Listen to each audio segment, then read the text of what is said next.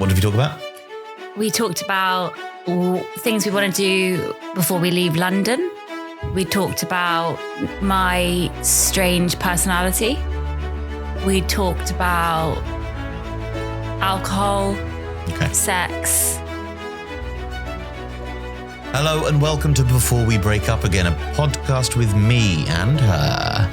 This week we speak about, one of our, maybe our penultimate London episode left before we make the move north.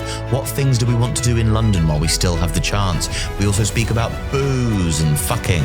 What a debauched episode, and Jesse's, right on the cusp of something this week, it feels like.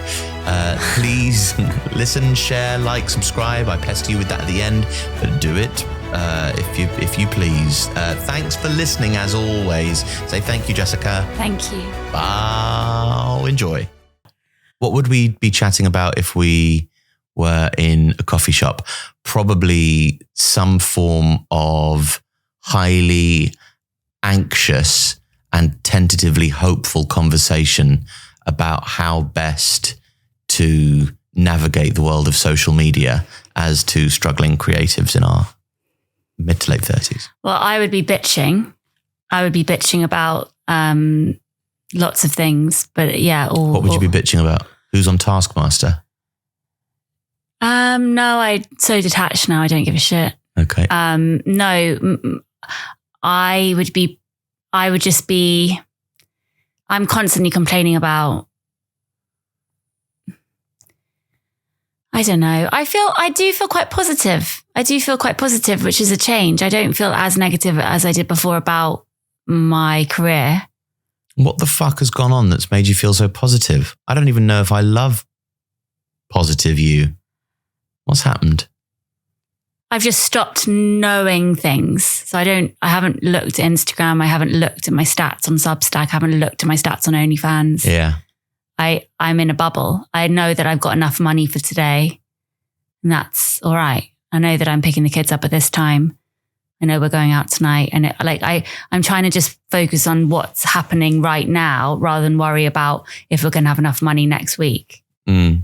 And I also think I've decided that I'll never get where I want to be. Where do you want to be? In my career. So why keep struggling? And if you did get a rub of a lamp, where would you end up? I would have a TV show made, and finally my writing would be, on something. Mm-hmm. So a comic, one of those like, 2015, circa 2015 comedy dramas. That was the era of people getting very annoyed at comedies getting made, nominal comedies that weren't very funny. Is that the sort of program that you'd want to make? I guess I'd like a film. I'd like to make a film. That's what I initially wanted with Sunset, my book. I'd like to write a film. I'd like to write a TV series that would be, maybe comedy drama. Mm-hmm. But but I don't really like that much anymore. So that's changed. Catastrophe was the blueprint for those sorts of programs, wasn't it? But because of Catastrophe mirroring a lot of our relationship and life, yeah, it meant that, okay, well, that one thing's been made, so we can't write about our relationship. Or, but no, I feel good. All I care about is the kids being happy, and they seem really happy at the moment. So, it's okay. We're going to be fine. That's nice. Yeah. That's really great. As long as you can get the floors sorted in the house, I'm fine. I'm in the process of getting the floor sorted. Yeah. I've given myself a little moment to record this podcast with you. I've put the phone on to do not disturb. And now I can't be disturbed by anybody trying to offer us flooring. But my big thing about getting this house together is I cannot believe how hard it is to convince people to let you give them money. Like how difficult it is. Like if I get like, George, you want to do a gig? Yes, please. It's this much money. Oh, great. Like, please will you come and put a floor down in our bathroom? I don't know what kind of floor. It's difficult. Like, surely They say that you can put the rubber floor down by yourself. So surely somebody whose job it is, I don't do rubber. I think you're going to have to do it by yourself. I can't do it by myself. Why? I can't put down, for the same reason that Billy Carpets can't put it down. If Billy Carpets is saying, I don't do rubber, then what chance do I have? What am I going to do? Tell the floor jokes? I think we just get a vinyl flooring. The thing is, you need an underlay, which I've learned about today. Underlay. You need an underlay for the carpets and the flooring. Yeah, you do, yeah. But that's the same person that does your carpet as does your underlay. Yeah, and we can't get the same person for the carpets for the vinyl. Well, they're not. It's not vinyl, it's rubber. All right. Or vinyl. But it isn't. We've asked, we're getting rubber. All right, okay. Okay, cool. In those 2 small rooms. They can all be fitted quickly, so that's fine. It's fine. It's going to be fine. It won't take long once you've actually convinced the person to do it. Yeah, they just keep ghosting you. Yeah. I wonder what I did wrong. My thing is also, I've never done any research. I hate Googling things. Sure. So just this morning, I looked up carpets and we're trying to find like what's it called? Aswal. Ceil. A Ceil. Ceil. Do you remember? Ceil was a caterpillar. Ceil was my friend. Do you remember that? Yes. When I was 15, I had a girlfriend and she saw another one of her friends and they screamed that entire Ceil was a caterpillar song into like each other's faces, like into each other's mouths at Hammersmith Broadway bus station. And I remember thinking, I got to end this. I've got to end this. Yeah, that's fucked up. It's not fucked up. But it's like a child song. Why are they doing that? Were they friends since they were toddlers? I don't know. It was just like a kitsch. Like That's weird. Sorry. Don't like that. What's going on there? Ceil was a caterpillar. Ceil was my friend. Well, it's Cecil as well, isn't it? Ceil was a caterpillar. Ceil was married. Last time I saw Ceil, he was this big. I said, Ceil, what have you done? I ate 3 whole cabbages. We should show that to the kids. I've never seen it. I only know it because of this girlfriend of mine who said it. It must be on YouTube. It's a song. I remember listening to it as a CD in the car. My little brother's doing it. Mm-hmm. So we're trying to get a Ceil carpet. Like one of the rugged. I'm just worried, given that this is basically a Ceil carpet. So what we got here. What do you mean? Well, it's got the dents in. It's like a woven carpet. We're not going for a rug carpet. Yeah. We're going for a one with little dents in. Mm-hmm. I don't know how to explain anything. And I don't know what a Ceil carpet is. It's the thing which we're trying to get, which is like basically like this, but if it's raggedy. Oh no, I can't explain it. It's got dents in and it's kind of like a sandpaper type. It's like a yoga. There are different kinds of those carpets and they're not all called Ceil. Well, there are lots of Ceil carpets, yeah. There are lots of Ceil carpets. And we want to get one of the sand colour ones. But I don't know what we want because we've painted the inside of our house like a cake. And now I just don't know what carpet goes with cake walls. A very, very light sand one. Very light sand one. Or a black one. A dark, like an all of black. These are quite like natural autumnal colours. And as we've got the walls, the most unnatural colour that you could possibly paint. It's big fluorescent cake vibes. So what carpet, like it's not a natural looking carpet, which is what most carpets are, surely won't go. Maybe we do get like jet black. No. Or a dark brown or what goes? No, nothing. Just a neutral colour. Yeah, neutral colour everywhere. Neutral won't go. It will. It will. Trust me, it will. Because there'll be things on the wall and it's never going to be a stylish thing. So you just got to let that go. You know, we went to a house on Sunday owned by an architect and the house was so well done. And I went round and I thought, it's never going to happen for us. And that's okay. We're going to have a very mishmash house, which we so intended to be super cool and stylish. It's just not going to be. And that's okay. We're not that. Parts of it can be. Our room can be fucking cool, but the rest of it's going to be mad. It's really going to be mad, especially since 10 wants a orange, gold and black room. Yeah, but but he doesn't get an orange, gold and black room. And Becca, there has to come of course you ask the toddler what they want. They go, just batshit mad walls. I want fluorescent green and turquoise and pink and purple and a rainbow. And Becca wants indigo, which is very clever for a 3-year-old to say indigo. Is it? He's advanced. So we're going to have to, all of their rooms will look a bit mad. Our room will be classy bedroom. Classy? We're going to have bedside tables like adults. Mm-hmm. We're not going to have to use a box from Self-Store. Yeah. And we're going to have things in our bedside table, like old couple. Could you get that for me? It's in your bedside table. No, don't do that.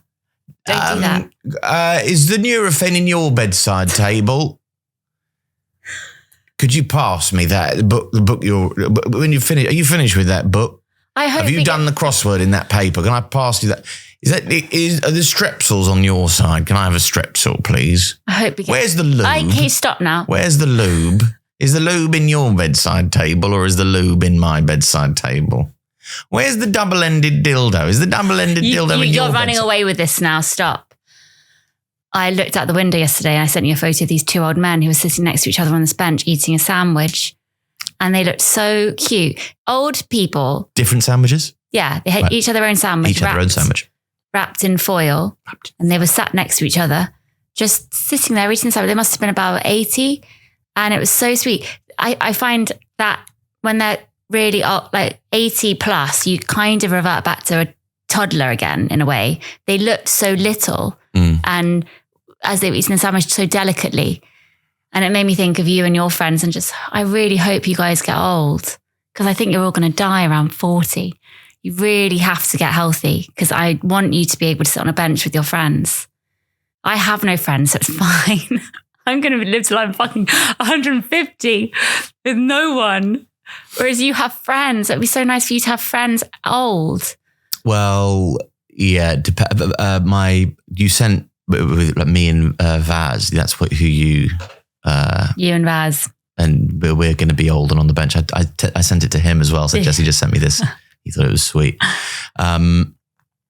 He's made some great strides forward in his health. He's lost 25 kilograms or something mad like that. Yeah, I didn't mean to, shame Vaz. No. You meant to shame. You meant to shame me. Yeah, I'm shaming you. You're shaming me. I'm shaming you because you just cannot stop yourself. You're such a glutton for joy. You just love it. If there's any good stuff happening, you're like, I'm going to ride on this. Give me another beer. Yeah, I'll take that wine. That sounds like quite a good. I like that guy. Yeah, I love described. that guy. I unfortunately love that guy. And that means you're going to die at 60 and I'm going to be alone. And I have to go out with a 30-year-old man and be weird. You'd suit that though. Because you're going to age really, really well. You're going to age like Meryl Streep. And I think a 30-year-old man who's like nervous, and also everybody, like that generation of people, like 30 years old. So how old's your boyfriend when you're 60 right now? 8 years old. So they're going to be such a fucked up generation. So I'm going to be going out with someone who's basically going to be, the same age as Donnie. No, one of Margot's friends. One of Margot's friends. Yeah, Crazy. You're going to be going out with like Don't say I'm not any going to name names. any. I'm not going to name any of her friends that you could potentially be going out with in 22 years' time. It's so weird. The age gap thing is weird. I just can't quite get my head around it when you do think of it like, oh, they were 8 when you were 30. But each their own. But they're not. I know. We were also. I found a great quote about aging. The other day, and it's like a man considering himself, thinking, "What a horrible thing to happen to a little boy." Like this, what I am right now. Yeah, disgusting. This is a peculiar, and for you to be a little girl. I was a shit little girl though. Were you? I was a shit little girl. What facets of yourself do you deem? How do you assess your own shitness as a child? Well, I was thinking about this because you know how some little girls are just adored, and everyone's like, "Oh, there's Cecily or whatever." Look, she's a caterpillar, not a girl. Yeah, she's so sweet. Oh, bless her. Oh, isn't she gorgeous? Like they're kind of deified as these kind of perfect little dolls. Sure. I was not that. No. Some girls are despised, aren't they? Some little girls. No, but I wasn't even. I was just largely ignored, I think. Right. And I was quite big and miserable. Just not a very pleasant. It's everything you want your daughter to be, isn't it? How is little Jessie? She's big and miserable. We would have preferred small and cheery. I don't know. I don't know if I was particularly likable as a child. Yeah. I do think about that because I think I'm obviously biased, but I think our kids are really likable. Yeah, I think they make a good impression on strangers. I think they make a good impression on strangers who they meet. I think strangers who see them from across the coffee shop, I think very much despised. I don't know. What about you do you think was like just beyond being big and miserable, the big two? What? I just don't know what I can only imagine that you'd have been quite charismatic and bizarre. No. I was always quite bitter. I remember one of my first memories is probably around age 7, looking into the playground at all the kids playing. And I was wearing a big white coat and it was really cold. And I just remember looking at all of them and thinking, what are they doing playing? Why are they playing? And just feeling like such an outsider. What the fuck were you doing? Reading Being and Nothingness? I was just looking at them playing and just being like, well, I can't play. These people, they do not know they are alive. These are wasting their time, not contemplating the things that life has to offer. Very good. Very good. Who was that? That was a kind of French existentialist bemoaning everybody taking part in the charade of life. Yeah. Rather than you, who sits l'étranger, the outsider. You contemplate. I've always just been like that. I remember also there was a load of snow one year. I probably was a teenager. I remember that year. Do you?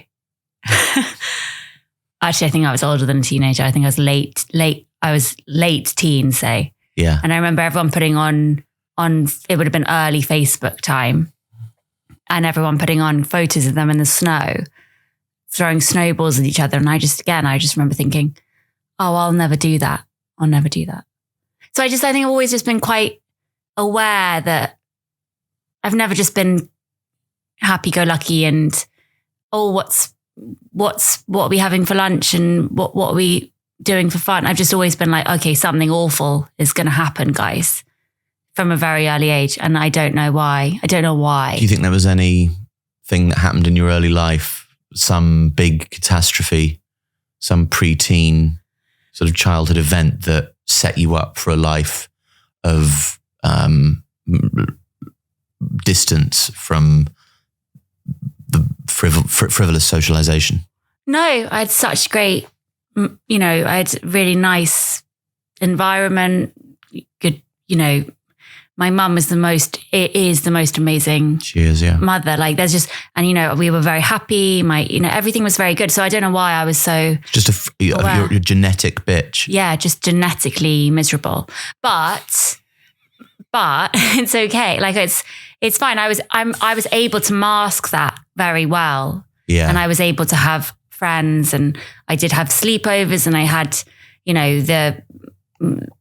the typical, best friend rotation, and was able to be different personalities for different people, and hid a lot until I was older. And then now I just don't hide it anymore. This is one of those passages in the podcast that I think people in the comments get quite diagnosy. I think people go, I think Jessie might want to go and see a psychiatrist about the thing. Yeah. I don't know. Yeah. I'm definitely, but I don't think I would get diagnosed. That's the annoying thing. I've never managed to get a diagnosis for anything. Have you not? No. Polycystic ovaries? Yeah, I got that one. You don't want to get that one though. I would like to get something like, autism. You'd like to know that you were neurodivergent because you think you'd find solace in the like the reason. Oh, that's why. Yeah. But I don't know if it would have helped me.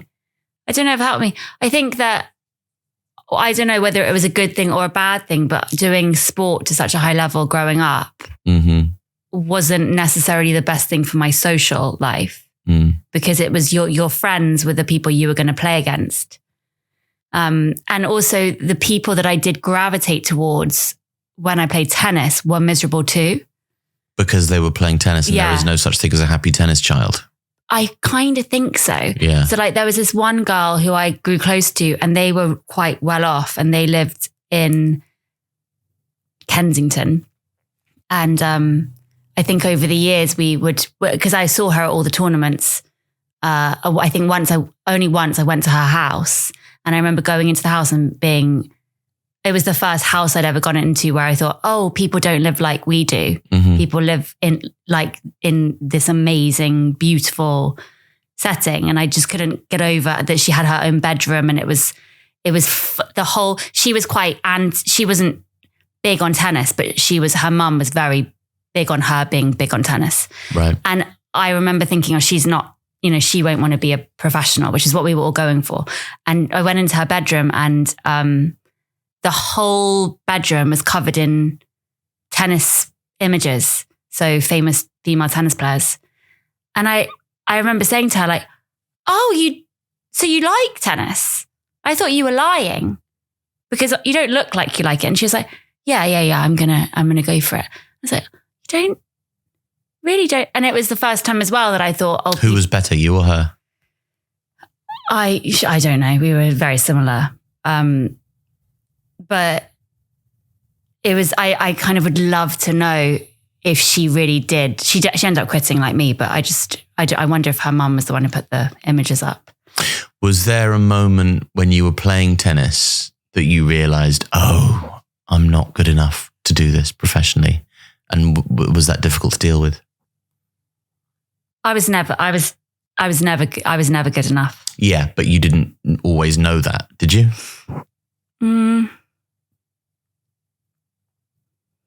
I think I probably did always know that. I think I never grew. I didn't grow after 11. So by the time I was 12, it was obvious I hadn't grown. So I was already a write-off. Right. Okay. I think I would have been quite a good tennis coach. And that's something that I regret in a way that I didn't keep playing because I think I would have really enjoyed teaching some form. I would like to teach kids. So that would have been quite an easy way of making money. So maybe I could go into that eventually, but I don't think I'm good enough. I'm definitely not good enough now. But there was this one tennis coach we had. By the way, we're not talking about you at all. We have to talk about you. I just finished this. Don't be so self-conscious. There was this one tennis coach who I remember she was trying to lose weight all the time. And she only ate rice cakes, and the smell of rice cakes in the indoor tennis center was disgusting. Absolutely disgusting. Like it was every time I dreaded going to her lessons because I was like, she's just going to be eating rice cakes again. I can't. And you know how I am about smells. Yeah. It was really distressing. Jessie has an olfactory superpower, like a shark who can taste blood 1 part in a billion in the sea. Like if you've had a gin and tonic 3 days ago, she'll be able to smell the skin on your arm and what it's emanating. And she'll go, have you been drinking? We live in such a small flat that if you've been drinking, I can smell it over there. I can smell it through. That's not it being such a small flat. That's your incredible nose. I can smell it from a distance if you've had a drink. Yeah, I know you can. Anyway, we don't have to now. Yes, I know I'm weird. I know I'm probably autistic and that's okay. Of course it's okay. It's okay. And I know I'm but you may a miserable bitch and that's okay too. But you're not a miserable bitch. I am a miserable. I know I think I am a miserable bitch. You're not. But I am. Today I walked down the street and I saw a woman in a top and I thought, why is she wearing that top? I actually thought that. Yeah, that's a bitch. I told myself off. I was like, she just wants to wear that pink silky top that's completely impractical and really unflattering. She just wants to wear that and that's okay. Why are you being horrible to her? That's good. That's a step in the right direction. The fact that your internal monologue has now become a two-person. What do you call it when it's not a monologue? Duologue. Yeah, duologue. Yeah, I can see it. But that's also, I think, my problem because everything I do, I'm analyzing what I'm doing hating myself for doing it and understanding at the same time why I'm just so busy the whole time. Yeah. It just amazes me that you've never killed myself. No. That's not amazing. That's just something to be grateful for. That you're still alive. Hurrah for me. No, it's amazing that you've never. I've forgotten now. Sorry, you meant you were going to say kill yourself. Probably. I wasn't going to say kill myself. It's okay. I was going to say something else. It was not to kill yourself. Okay, cool. Well, I wanted to talk about leaving London and ask you, given that now we have 3 days, I think 3 days. I think we have Monday. You're away tomorrow. Then we have, if you're coming back on Thursday, then we have Thursday, Friday, if someone can look after the 2 little ones. So we have basically 2 or 3 days to do stuff that we love in London. Well, we don't know when in August we're moving, do we? No, I know, but the kids are on summer holiday next week. Right. So I'm saying we have 3 days without kids to do stuff that we want to do in London that we, like there's little things that I would love to do that I just never do. Mm-hmm. And I would like to do them in the next 3 days. Okay. Want to swim in the Serpentine? No. You want to... do you? Want to get on a rickshaw? No. Okay. Do you? Do you want to go to Buckingham Palace and have a picnic? No. Okay. Do you want to have a night out in China White together? No. No. Okay. Do you want to? Do you want to walk the Thames Trail? No. I do. Okay. Well, that's one thing you want to do. Yeah. But you can do that. That's like a tour. Is that a touristy thing? Not really, no. The Thames, I think it'd take a couple of days, I think. Oh, right. The whole Thames? Well, there's a big long walk that you can do from like outside of London into London. It takes a couple of days. No. I want to get really into walking. Love walking. Well, we can do that, but we can do that in like the mountains. Yeah. There are mountains in Liverpool. The rolling Cheshire Hills, I think and the North Wales. I wouldn't have said yes to moving to Liverpool if I knew there were no mountains. Well, you're a barn person and a sea person. You can't be a mountain person as well, can you? I don't know what else there is in London. What do you want to do? So I want to go to Monmouth Coffee, go to Covent Garden and sit in the little green park thing that I like behind Tottenham Court Road. No, behind Charing Cross Road. I love that's my favourite spot in London. Mm-hmm. It's such a sweet little But these garden. are things that you've done before. Yeah, but they're things that I love that are so easy for us to do that I probably do once every 2 months. Right, okay. So I want to go there. And I think the Monmouth Coffee is the best coffee in London. I'd like to go to maybe the Tate or a gallery, the National Gallery maybe. Yeah. Go to Broadway Market in Hackney. I love that. Mm-hmm. Go to Hampstead Heath more. Again. Same as the other day. I haven't been to Hampstead Heath in my 38 years and I've gone 3 times in the last week because I did a photo shoot there and suddenly I was like, this is the nicest place in the world. Why haven't we been here? So I want to go there more, but we can do that with the kids. So that's fine. I guess I was thinking more restaurants and... I want to go to the Quality Chop House. Yeah, you'll have to do that with someone else. I know. That's like... I know, but I don't like going to restaurants with you anyway. So unless it's like very much catered to your tastes. Yeah, a very particular menu of olives. Yeah. Some kind of aubergine. Some lentil dish. It must have stewed chickpeas. Yeah, the Quality Chop House it doesn't hide its feelings about not being the sort of thing that you're into whatsoever. But I do want to go there. Did you know that there's you know how there's a cat cafe? Yeah. There's a pug cafe. Right. Do you know that? I didn't. It's not the sort of thing I'd seek out. Oh, do you not like pugs? I don't not like pugs. I just don't care about pugs. Oh, right. Okay. I was thinking of taking Margot there for her birthday. I'd prefer to go to a pug cafe than a cat cafe. Yeah, the cat cafe was pretty dire. The cat cafes are these fucking drugged up little feline these haughty fuck you animals. I cannot stand cats. I just don't understand. And I know that you have to work for their affection. You don't. If they were big enough, they'd kill you. I don't want anything to do with a cat. And we're not getting a cat. We have to get a cat, Alfie. Jesse, but we only have to get a cat because you promised that we'd get a cat, which you shouldn't have done. It's not fair that we can get a dog for Donnie and not a cat for Margaret. We're not getting a dog for Donnie. We're getting a dog for me. Okay. We are getting a cat. Can we get a miniature cat? No. I'm going to train my dog to Savage the cat. Alfie, we think how heartbroken she will be if she knows that she's never going to get a cat. So you have to lead her on. Well, I don't know why you've done this to us. Because a cat would be useful in a house. Because you know how mental I went over mice. Yeah. I don't think I can go through that again. Okay. Ants and mice, they send me mad. Because what the big conversation that we've had about getting a dog is it going to shed? Is it going to shed your like we'll have to wild, get one of the ugly ones. Hypochondria about like fur and cleanliness and everybody washing their hands and is the cat dog clean, shedding, blah, blah, blah. Cats shed.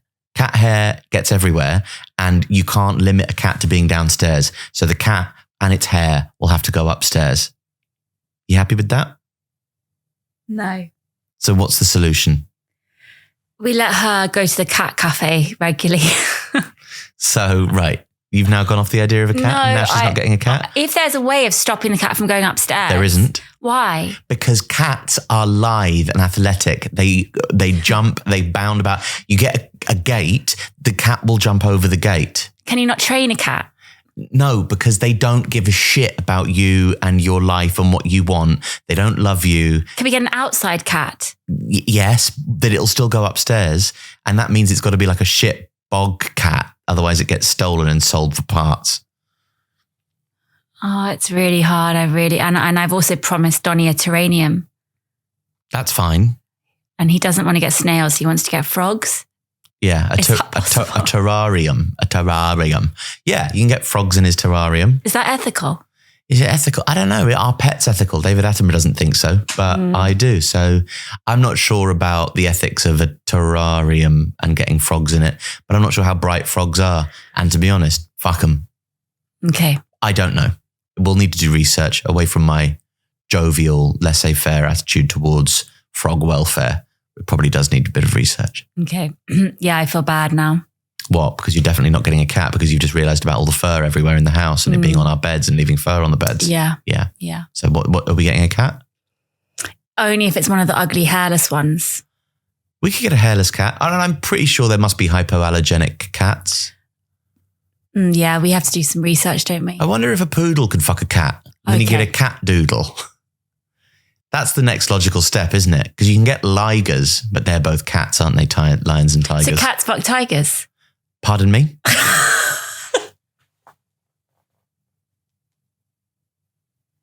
You look so good today. What's a liger? A tiger? It's a cross between a lion and a tiger. That was so dumb of me. I thought cat lion. But they are cats, aren't they? They're big cats. Liger. A lion fucks tigers. Or tiger fucks lion. I'm not sure which way around it works. But okay. Yeah, cool. That's what a liger is. Okay. But obviously I was joking. You couldn't get a dog to fuck a cat. No, or at least we're not condoning that. Successfully. But the next logical, but the whole doodle craze that I don't want anything to do with. Which would be the perfect dog for us, unfortunately. But it's not a dog. It's like a big puff of smoke. It's a toy. It's a toy with a mind. I haven't ever seen one with a great personality or any personality. Yeah, they're not. It's an overrated thing. It's not. Yeah, I don't trust it. The Bernese Mountain Dog that came into the coffee shop earlier had such personality. It was amazing. Those are great dogs. They are, but they are giant. It would just be, if I got a giant dog, I think that I think people would worry for me. Like I can't deal with, it just would be so bizarre for me to have a giant dog in my space. I've never touched a dog. It's gonna do so much for your mental health. It's going to improve. No. Or kill me. It's not going to kill you. Lacey wouldn't do that. No, I would kill myself. Stop saying, look, Jessica, you can't say that several times on the same episode of this podcast. Sorry, I'm not going to kill myself, don't worry. Genuinely, I'm not. I know. I would hope so. I'm going to have a will. When I get a will, that's when you should start worrying. Where there's a will, there's a way. We do actually need to get wills. Okay. It's really worrying. Oh, she's so morbid. But apparently we don't live like normal adults. No, I know we don't live like normal adults. We don't have pensions or wills. I know we don't have pensions or wills. We don't open envelopes. I know. I must open envelopes. They're just hidden over there. Never do it. Never open an envelope. God, can you imagine? What's inside them? If it was that important, they'd email. Yeah. They can't be trusting the post in 2025, can they? Seems mad. I know. We really do need to work it out, though. There's so much admin stuff we need to do before we move. I know. Oh, God. I know. That's why I don't sleep at the moment. Well, you need to work a way of sleeping. Otherwise, you're not going to last to that old man age sitting with a sandwich on the bench. I know, but he doesn't have any worries. He's just... But that's because he organised his pension when he was 38. I know. And he has his will sorted, so his family's going to be safe. Do you think people would take it as an insult if I started going up to old people and asking them about their will? Yeah, they would. Yeah, they would. But my point about a will is that we don't have any asset. Like we don't really have any, like there's no point with a will. When rich people need wills, I guess for the kids to say who the kids go to if we both die. Like yeah, and who are you going to leave? Who are you going to leave everything to? Which one? The kids, money-wise. But I wouldn't, if I have a will, you mean? I would split it equally, obviously. Yeah, but it'd go to me, obviously. Yeah, it would go to you. And right. then you would... And I'd decide. Yeah. And I'd make them do chores and go, okay, I've got mummy's wad here. Who wants... If I die, to just transfer the money immediately. Yes, believe it or not, I've seen that transfer happen in real time with my father perishing, yes. Oh my God. Yeah, you got to be very quick, otherwise they freeze it for years. Oh my God. What, on the day? Yeah, on the day he died. Oh, I don't remember that. Oh, that's so awful. To have to deal with all that on the, it's anyway. Bing, bing, bing, bing, bing. Did he have a will? Sorry? Did he have a will? We don't know really. Yeah, he did. But I mean, it's fucking weird because like what he said about his will is not what is in it. So I don't know. It's very weird. Still Does it cost much money to sue? Because we're watching Dance Mums. It's a fun little segue. No, because I was just thinking, because me and Donnie, I know that you don't approve, but we've started watching Dance Mums again. Yeah. But they're older now. They're a year older and it is funny. It's funny Does that mean she's having a little bit more trouble bullying them than she usually does? Yeah, but she's now getting sued. Oh, good. In the program? Yeah. Oh, I'd quite like that. Yeah, by a 13-year-old. She's getting sued by a 13-year-old. Obviously, her parent is. For emotional abuse? Yeah. Oh, that's good. Yeah, but it made me think, but does that mean that they have loads of money to sue? In America, I believe so, but my knowledge of this is exceptionally limited. But I mean, to get a lawyer to talk to you is expensive. It's like whenever I've used one, it's been like £450 an hour, although I'm led to believe in hindsight, that's actually quite an expensive lawyer. But then if you win the case, you can charge your fees to the person who you've... Oh, that makes sense. But there's a risk in that because if you don't win, then you're just lumped with a bunch of lawyers. So it's a gamble. Wow. Sorry, that was a segue. It was. Sorry about but if it's going to be a successful segue, you've now got to continue that train of conversation. Well, it just basically, I think that Dance Mums is something you could get into. Me? Yeah. And I've decided that. So when we move and when we have our new lives in Liverpool, which basically will be exactly the same lives, but just in a house, I've decided I'm going to do some things that I've always wanted to do that I've never done here. I think because in London, there's so much going on all the time. Choosing the class or the thing to go and watch or the place to go and eat is so overwhelming. So I'm looking forward to there being less, because there will be less options because Liverpool is smaller. I'm looking for. So when I didn't get into your show thing the other night, when I was rejected, when I was barred by, chucked out by the venue, by London's now disgraced Soho Theatre, because you didn't get an email to tell you the start time, and then I tried to get in on time and they didn't let me in, and I think it was they have a vendetta against me, but that's for another podcast. Coming up soon. The cancellation special. It's going to be a bumper episode. I think actually we should do that to sign off from this flat. Yeah, that's a good idea. Yeah. We do have to do that really soon. Yeah. Well, I couldn't get in, and it was a very strange day that day. That was the day that we found out that Diogo Jota died. Mm-hmm. That was the day, like lots of strange things happened to me. And so as I was crying in the theatre, not getting in, I looked out and I saw an ex-boyfriend, which was very strange because I haven't seen him in like 5 years. Your most recent ex-boyfriend, the one who existed as your boyfriend in one of the little liminal spaces between our being together. So first hiatus, first relationship hiatus. The one that counts. I think they both count. I'd count them both. They were both for very different things. Yeah. You fell in love in that brief hiatus. Anyway, I was chatting to him. Which is fine. And then he had to go. And I was still just standing on the street thinking, what am I going to do from now? I wanted to go and have a drink on my own. Mm-hmm. Because you've never done that. Because I've never done that. I wanted to go and have a Guinness somewhere in a pub, and I thought that'd be cool. I can pretend I'm like in a film, and where I'm in Mad Men, they're always drinking on their own. I thought I can go and do that. Couldn't find anywhere because everywhere was absolutely packed. And at every pub I went by, this sounds like I'm making it up, but somebody said, oh, she's in Harry Potter or something like that. And I felt too embarrassed then to go and sit somewhere on my own if somebody's just been like, she's in Harry Potter.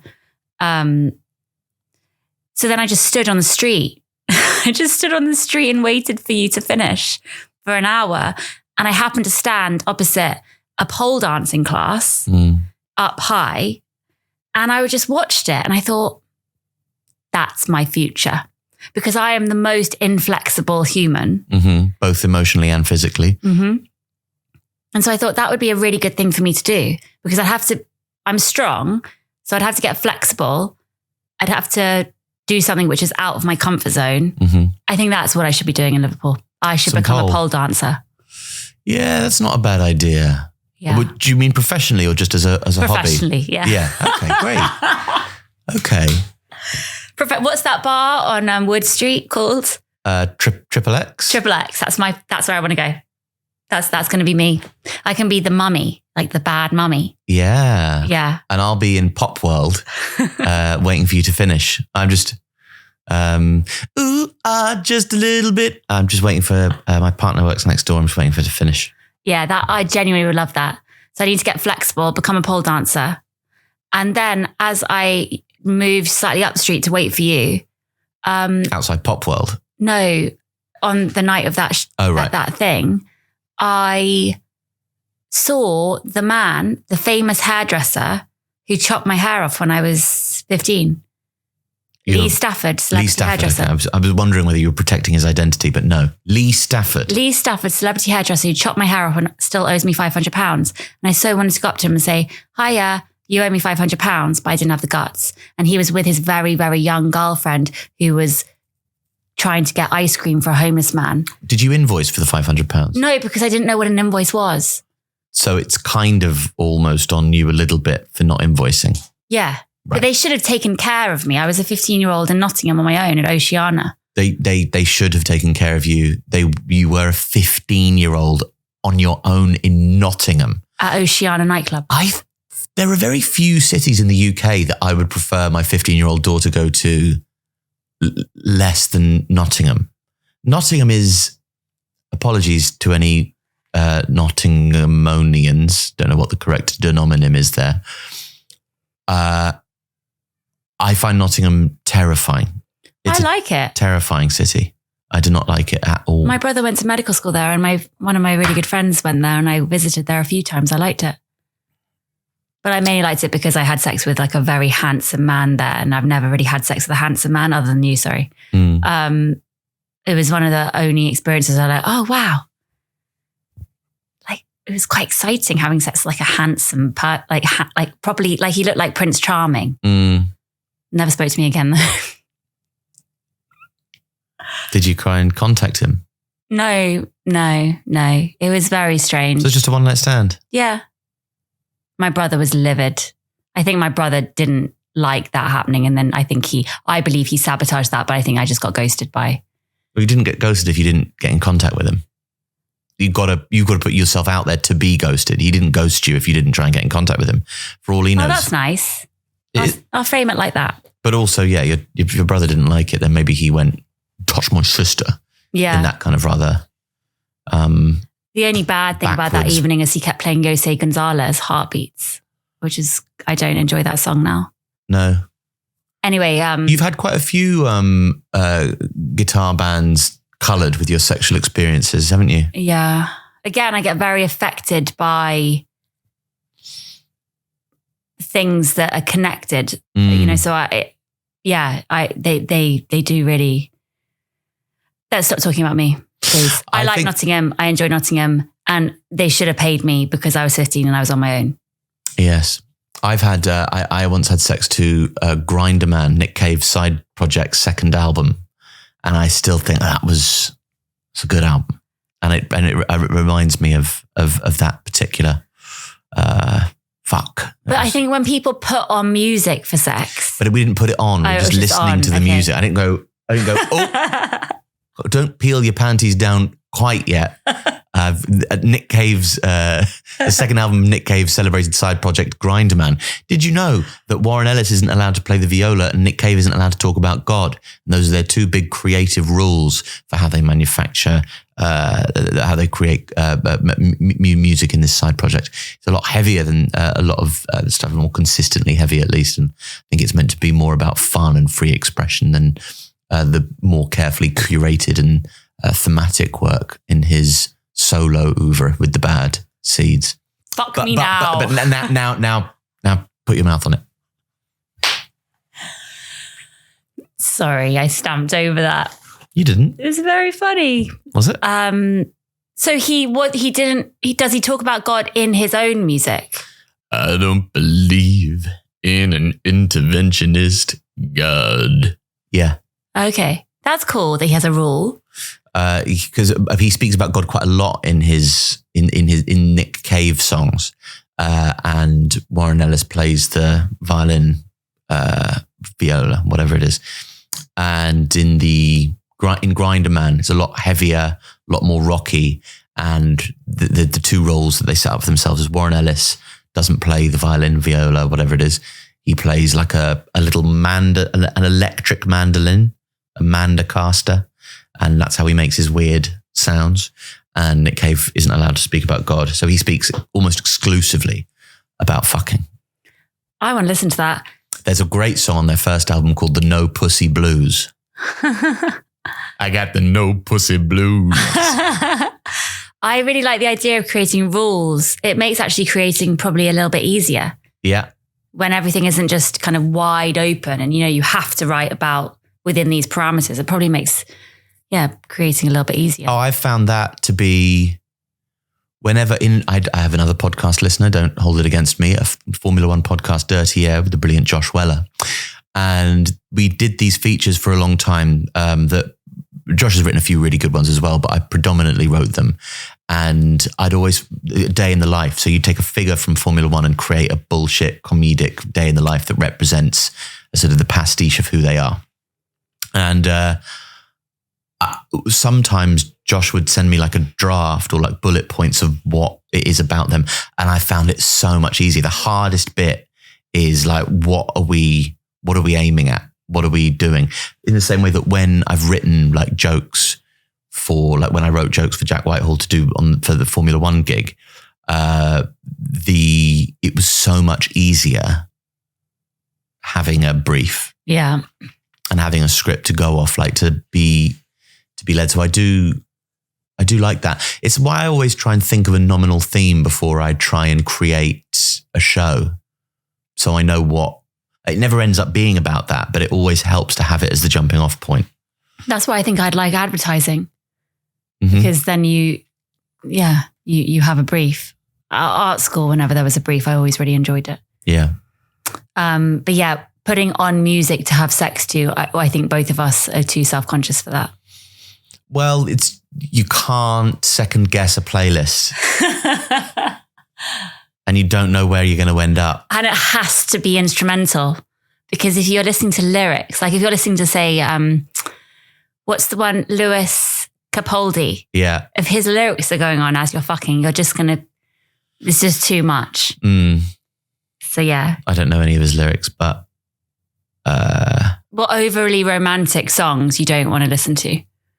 It has to be some kind of just beat. Yeah, and it can't be like classical. I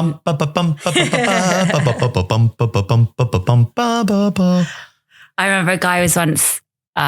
yes? Whatever to me. And no, not whatever. It doesn't matter. And it does. He was going down on me and he he stopped, the song ended and he went and put it back to the beginning and kept going. I was like, okay, well. Sorry, 1 second. There we go. Don't do that. It was quite off-putting. But he was so drunk, I don't think he knew that he was doing that. So all round, it was fine. Were you drunk? Were you stone cold sober? I don't think I've ever been drunk in my life. You have. I've met you drunk. You've met me tipsy. Sure. I haven't been drunk since I was a teenager. Sure. Why do you think you know that? I have not been drunk. Because I've seen you. You haven't seen me off my face, not knowing what I'm doing, drunk. I haven't been like that. No, I haven't seen you. I've seen you drunk. I haven't seen you off your face, not knowing what you're doing drunk. You've seen me tipsy. Because I know, because in the last 10 years, I've barely drunk. Well, you've seen me off my face, not knowing what I'm doing drunk once or twice. I've seen you off your face drunk more times than you'll ever know. I've seen you. You haven't. I've seen you. You haven't. I've seen you drop to the floor.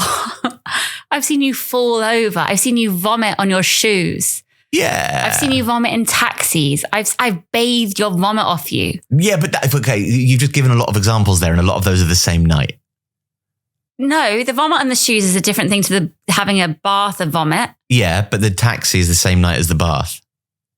Yeah, fair enough. That was the same night as the bath. Right. But the vomit on the shoes and the vomit, I wasn't off my face. I just had a big evening. You were so hungover once on the bus with the kids that people moved away from us because you smelled so much.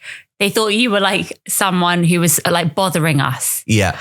Well, I've sorted through a lot of those problems now, and those are very much behind me. That was in our breakup, to be fair. And I've worked through a lot of my difficulties. I mean, sure. I drink nowhere near as much as I used to drink. It's just bullshit. That's just not bullshit. If you think it's bullshit, then I'll start drinking like I used to drink, if I might as well. Okay, fine. Yeah, true. But the thing is, it was all hidden from me because I didn't know how much you were drinking. Well, you could always smell it, Jessie. I could always smell it. And then you would always say I had 3. And now I know that 3 was 10. Yeah, but it's like there's an exchange rate between us. Like you think that 3 is loads of booze, whereas I think that 3 is not having drunk. I don't think that's drinking. That's just being somewhere and there was a pint there. It's not drinking. So like I've got to translate the number of beers that I had that for you would be 3. But in my mind, what's my equivalent of what 3 is to you? Mm. And that's what I tell you that I had. I think so you should just have little half ones. Yeah. Why don't you go down to half ones? Because I won't, I could go down to bottles. Go down to cans. bottles. Yeah. Yeah. Or wine. No, wine I think is the worst. What? Wine. We drank wine 2 days in a row this weekend and I am still recovering. Mm. Wine really gets me bad. It really, I just can't, it's so heavy. Mm. I don't know what it is. Guinness is the only tolerable drink I can do. But yeah, you haven't seen me off my face. I would like once to go off my face, but then I need to know that I don't have anything going ahead in the week. Yeah. I need to be far away from the kids. We need to be maybe ideally like abroad. We should go to the Lake District again. Get absolutely walloped on Lake Windermere. On our own. That's correct. I don't think I would feel, I think if we went away on holiday, it has to be abroad so then I don't feel guilty because I can't just run back to them. Whereas if we're in the Lake District, I'm going to be like, no, but they're just down 2-3 hours away. Yeah, but if it was somewhere abroad and we were somewhere nice, then you'd feel guilty that you wanted to spend all day in bed. Oh, yeah, that's a good point. And you wouldn't be able to go and see the Sistine Chapel or whatever. Yeah, basically we just needed like a windowless travel lodge, like off the motorway to just go and get absolutely There's a off really our faces. horrid hotel near Manchester Piccadilly. Perfect. And we could go to Manchester Piccadilly in the windowless room, get tanked up. Watch porn all night. And watch porn all night, yeah? I was thinking that we should get into porn too. I'm going to get into pole dancing and porn. That's where I'm going. That's what I'm doing with my life. Right. I don't want to do that. Well, I just feel like I've missed out on a lot of porn.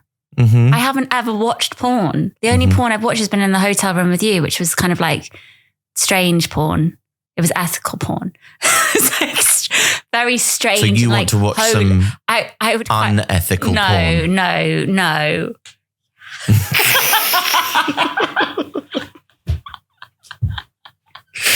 Okay. Can we go now, please? No, we've still got so much more to talk about. No, we don't. We have to go. Where do we have to go? It's pick up. Pick up what? Pick up our children. From where? From playgroup. Well, I'm not coming. Yeah, you are. I'm not. I've got so many clips to need to edit. No, you're coming to pick up them from playgroup. Right. Thank you for listening, everybody. Sorry, I didn't actually mean that. I want to watch only ethical porn. She wants to watch very unethical porn. She wants to make unethical porn. Yeah, let's do some of that together. Okay. Yeah, that would do well. That'd sell on the OnlyFans, wouldn't it? More than my bun drops. Yeah. Maybe we could change it after your Wet Hair Wednesday. Porn Wednesday. We can have Fist Fuck Friday.